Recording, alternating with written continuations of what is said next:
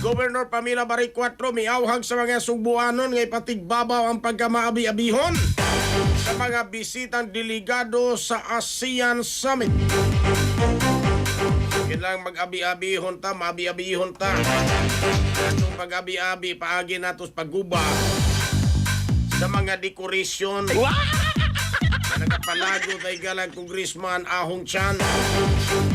Anyway, detalye sa balita, sayro nato kinipinagi sa pagpamati ni katropang Grigi Magdadaro. Live report.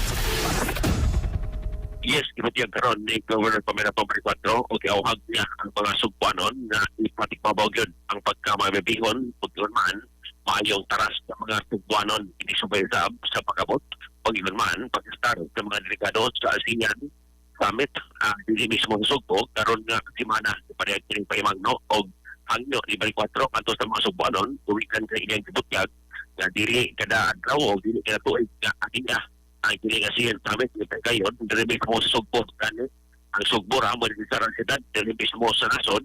nga adunay mga ipahigayon ng mga meeting kumikan kay uban kini atuman dito sa kauluhan gibutyag ni Barry 4 ang mga Subuanon nga mapabilit yun nga mapayumon lugar nga makasuka o mga bisita kaya mismo sa karlanan nakita ang katudyo ato ang makigsuunan natuwa dito karon nga nahimutang sa mga hotel o man mga area nga tuwag dito ang kinilipahigayon ang ASEAN Summit iya gibutyag nga bisan man kung lugar ng white chat na mga head of state mo bisita dili mismo sa pinaka sentro sa Dakbayan Sugbo o partikular na sa Kapitolyo mas maayapon nga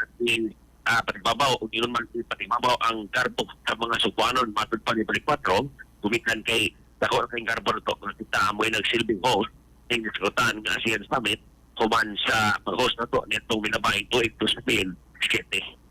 sa ato ay katropa niya nagkalubog ng karap papanataw ilang kanon na o bikinig sa plasok yung capsule gumikan kay kinikompleto sa mga phytonutrients na mabuitan sa itong mga mata ano na biotin, beta-carotene vitamin A o Zia Zantin alam sa Pilipino para sa Pilipinas dito ito pag naging magdaro XFM News. XFM report. Cellphone Plus Gold, mapalit sa mga butika sa inyong lugar.